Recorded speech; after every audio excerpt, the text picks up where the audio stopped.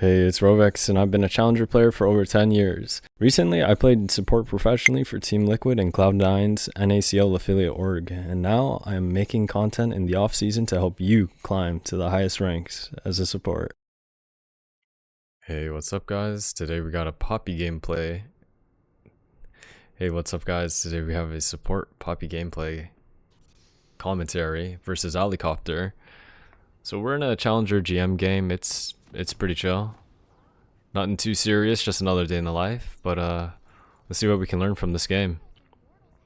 So instantly we want to evaluate everything.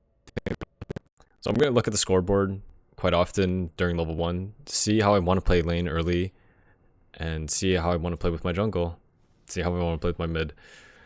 So jungle matchup, it's Xin Zhao versus Hecarim. Xin Zhao's a ganking jungle. Hecarim is a full clear. For our bot 2v2, they have Alistar, and what you should know about Alistar is this champion cannot do anything level 1. And for AD matchup, we have Ziggs and Takaisa. So for the most part, it's going to be a pretty non-interactive lane. The more timers I can look to do stuff around the map, it's going to be beneficial for the team, obviously. But also, the Poppy level 1 is really strong, so I should try to look to cheese the lane. So there's not too much to do for this level 1, so we'll go ahead and speed this up. There's gonna be some level 1 shenanigans that my Galio partakes in, but nothing too serious. Going to lane, I'm focusing real hard on the scoreboard, just seeing what I need to do this game. So back to my matchup, back to the jungle matchup, and starting to take these bushes here.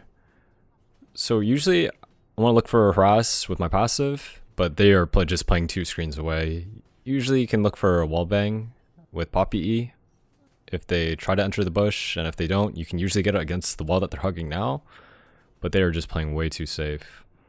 A mistake I made this game was not going sweeper, because I already have so much lane prio. I should be able to keep these bushes, but the moment they ward it, I cannot contest it, so that is something for the future. Wow. Another mistake is sitting on 3 relic stacks. Don't ever do that. I must have been snoozing this game. This is about a week-old VOD. But Alistar gets a combo off. He's starting to get small trades. And usually you should be able to react as Poppy to Alistar combo, but you know, sometimes the old age gets to you and you just can't react to it. But I think I was behind. Oh, I was definitely snoozing. So it was not a good trade.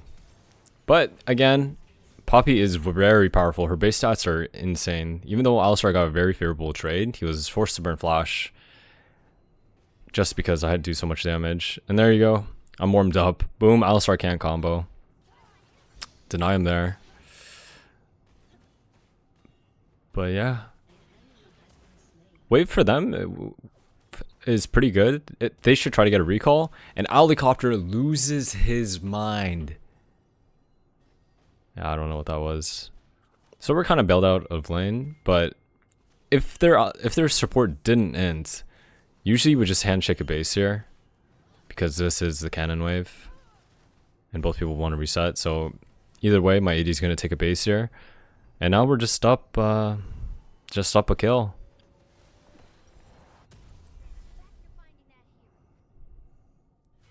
Off the space, I'm going to look to see what I can do on the map, because my Kaisa is not going to need me on the wave by any means. Something I should note is that Alistar will be first, but I'm not really learning my team. It's not a really big deal because no one's in range for the Alistar to combo. I guess it could be top. It'd be really scared if he went for the top dive here, but there's really nothing I can do. But at this point, the second time I check, his conditions are just better. And Alistar is here mid first, before me. And I get really tunneled on Zed, and I'm ultimately punished. Goodbye them. They knew the 3v3 was happening, and their jungle was first, and I kind of got outplayed. But it's not a big deal. My mid still gets the wave. My AD can still farm. So it's not the worst.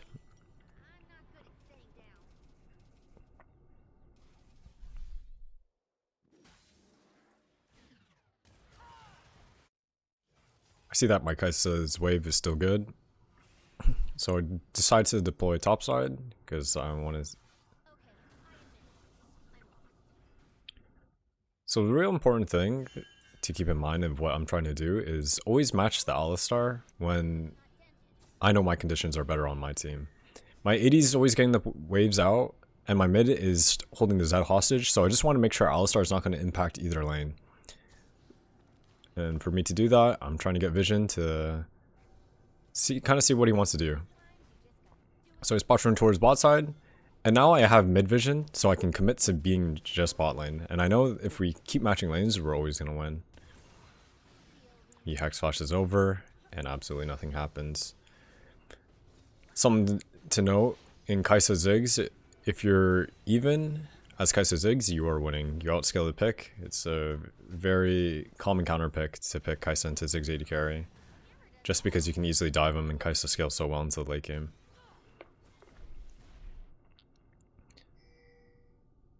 Now I want to walk up to Grubs, half hover. So I know my Kai'Sa can't really be dove. This is one of the weaknesses of Ziggs. He doesn't do too much damage. And so I want to just get mid push here. And unfortunately, we are late to the Grubs. Now, this is kind of a double down. I'm going to start going out to Hecarim, and now I have to trust that my AD does not get dove on this wave. I'm here, I affect the Grub play. And because of this, we secure secure jungle matchup. So they didn't dive my AD on this wave, so I can extend my timer. And I'm not going to make it back to bot. He's recalling, and even if this bot wave is not touched at all by either side, my Kai'Sa is going to be able to farm. If the Ziggs pushes, they're not going to dive him on the wave, and if not, my Kai'Sa can catch a neutral. No problem. See Alistar hovering mid, and the Hecarim makes the fatal mistake of, well, I guess it's not fatal, but he did make the mistake of re-entering his top side when we just killed him, and his camps were spawning. He should expect that if he's a good player. So Alistar showed on the mid, didn't really do anything with it. There's not much. My Galio played top side towards our jungle, and yeah, we're just coming up on this play. Hecarim showing. Now, I don't know how this Alistar got here. Looking back, I didn't know how he did it in game. Looking back at the VOD, still don't know how I got back here. But well played to him, because we had we have the entire river lit up, and he just somehow shows up behind our tribe rush. So this guy's the GOAT. Sub to ALICOPTER. Now it's debatable here if I should just go for the XP, but since I'm already so far out, it feels just really bad, and I press W here just to get whatever scraps I can. Just collecting XP.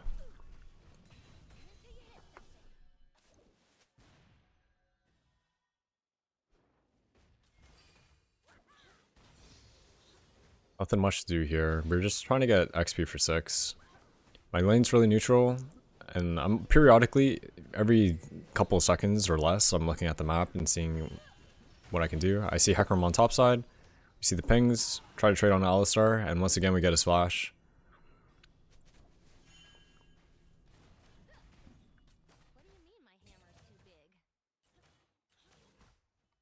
So Hecarim can start coming. Take this time to sweep, because if there is a ward, no one's going to contest me. This Alistar is definitely in base.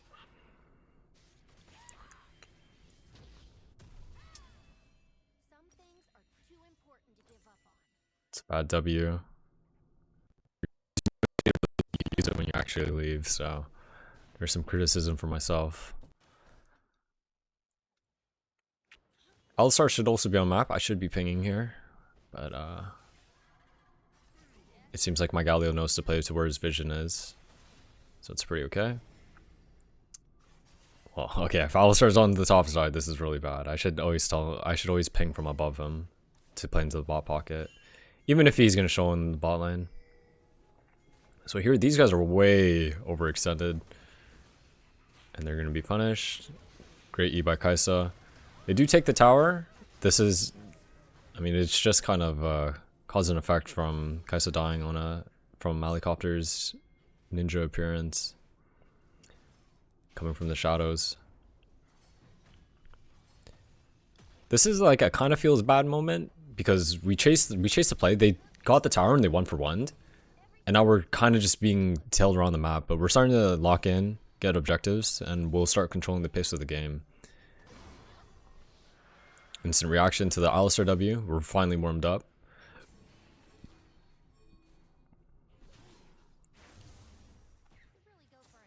Failed to kill the crab, no problem. So typically it's really bad to go from one objective to the other, but they failed their play. So instead of them directly going to the grubs and starting it on spawn, they just didn't set up and they don't have positional advantage. So somehow we were miraculously got Drake into going to grubs and getting one. Now they're gonna get the rest. And although we had first touch on the grub, we still can't do it because we expended a lot of our resources to not only deny the bot play, but to do the Drake. It's very uncommon that you're going to pull multiple neutral objectives without basing. And we can see, even though we got one grub, it was still a trade down, and that they came out on top once again. So I'm holding tab to just look at items. Right now we can see that enemy team's full on 1 items, and we are not 1 item on AD. It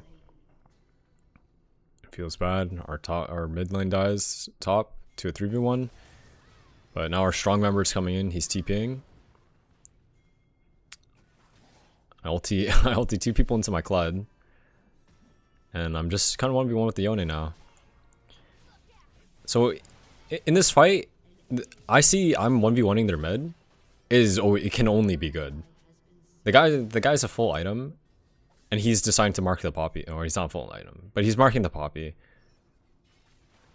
So if they take a 4v4, it will always favor our team, because our Kled is definitely not worth less than their support.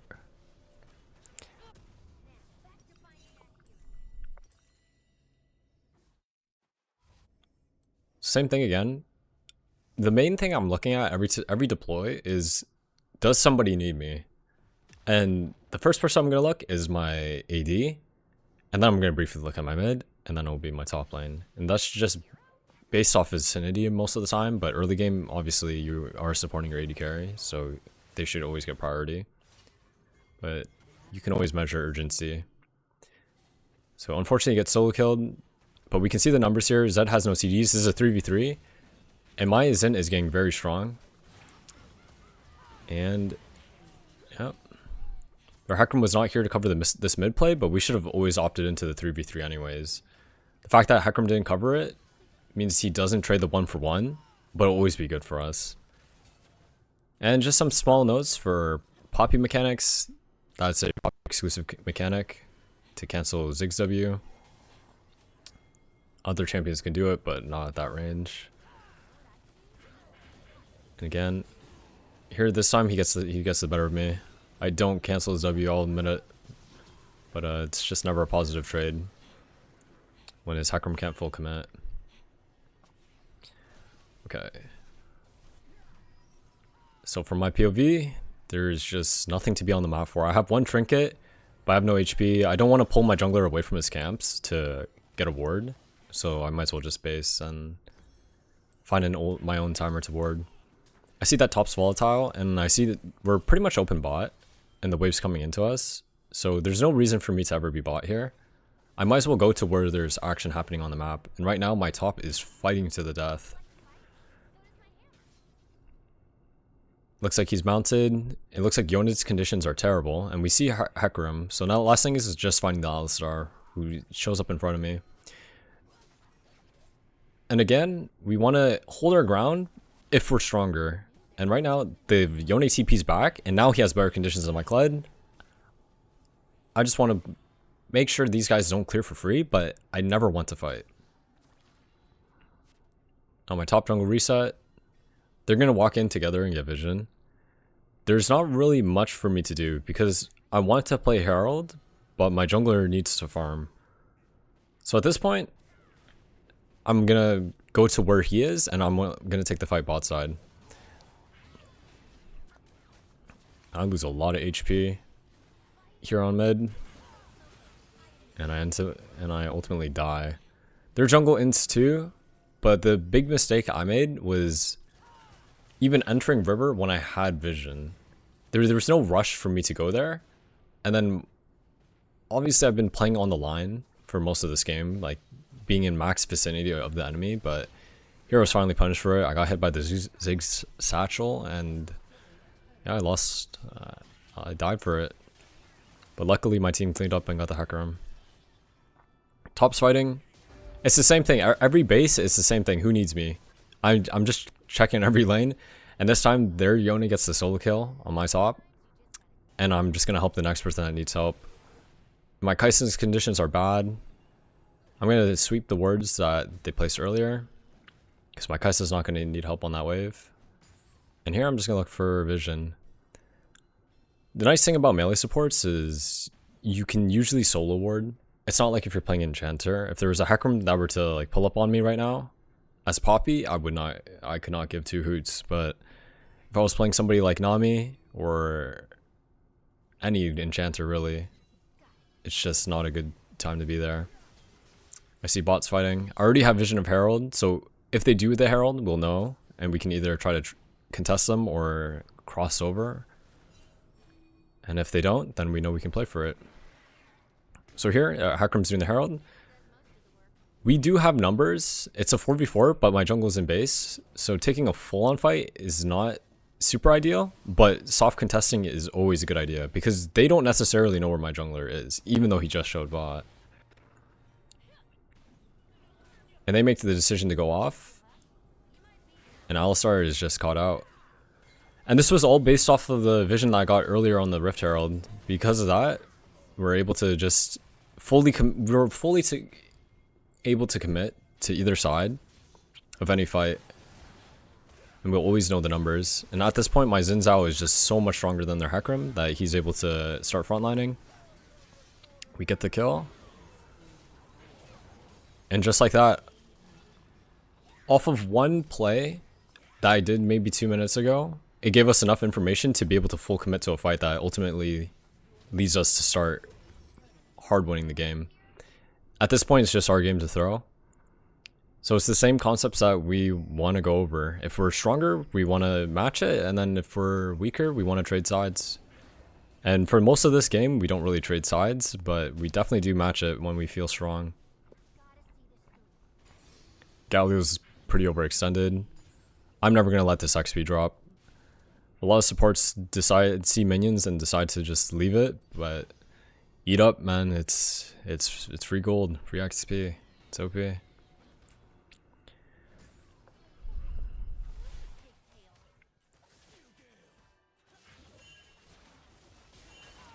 Could have canceled the Yone there, but it's not really a big deal. It's not like we want to fight, because the HP chunk would have been okay. Kled's fighting. Now he's kind of know where everyone is on the map. My Kled should not be fighting this at all. So I'm gonna ult the first person I want to see, because I know they're gonna have numbers to this play first. And based off this decision, we're kind of down 2 ults, but we're still gonna be able to siege. Their Yone gets like sucked into this play somehow, and he's just punished. Okay, and we're just starting to take the jungle. Even though my Xin Zhao is in his jungle, like, we just know where everyone is. It's just a UAV. It's just a map hack. We're always able to take fights and know where most people are. And that's because we have the luxury of being able to solo ward, while I don't think their Alistar necessarily has that luxury. Now, it could be argued that I could have stunned the Alistar against the tower, but mainly I just want to keep getting these towers and not have to fight. Like, they're not contesting too much for this. We can just hit the towers in front of them. Tower goes down, my Xin Zhao one-shots the Hecarim, and it's just a slaughter. I should have attempted to at least crash this, but tried doing a little trick shot on him, and it just didn't work out. It's a slight overextension from the Galio, but from here on, it's just it's a wrap up. I really don't like this Xin Zhao pinging for more, because we're already so strong, all we have to do is just set up for the Drake instead of trying to cheese people. I guess his Zin is just feeling himself, so he has to keep fighting. But the game is pretty much won for us if we just don't do anything.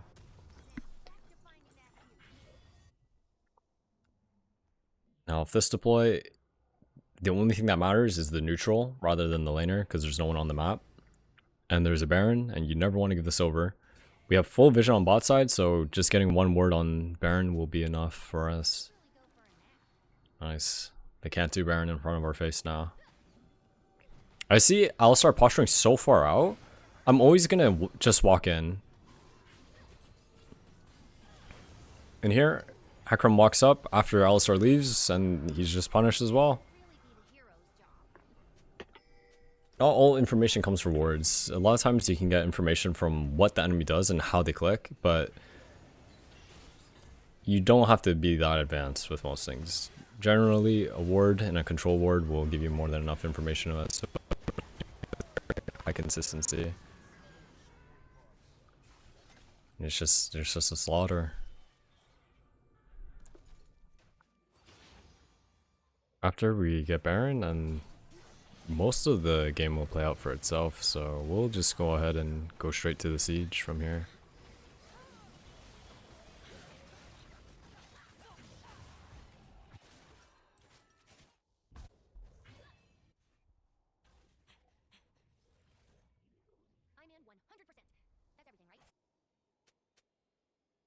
And just off base, we see Kled's top, and there's a Zed that's pushed way too far up, and this guy's affecting our siege, so any fight that we take is probably going to be good. So we just pick up this quick frag here, and we just keep on pushing.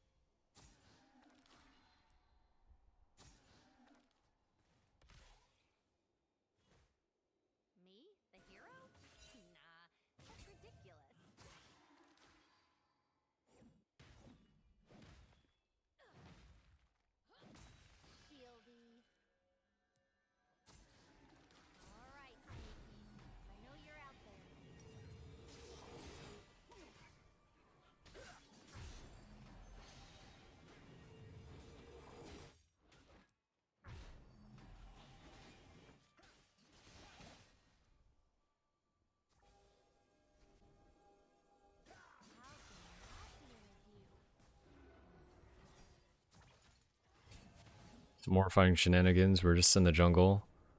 There's really not much to do. You just kind of protect your waves when you get Baron.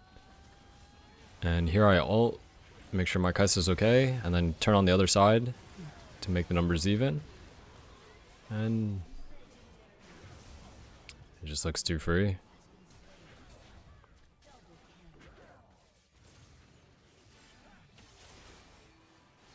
Get a nasty wallbang on the Yone. Boom, cancel Z. And that's it. That's all she wrote. Literally all she wrote. So we won't be able to quite end here, but we'll do the exact same thing off base. Go into jungle, look for pick on side, and the game's over. And yeah. This was my second commentary. We're working on it. If you have any feedback, let me know. And if you made it this far, you're the GOAT. But yeah, see you guys next time. Enjoy the rest of the game.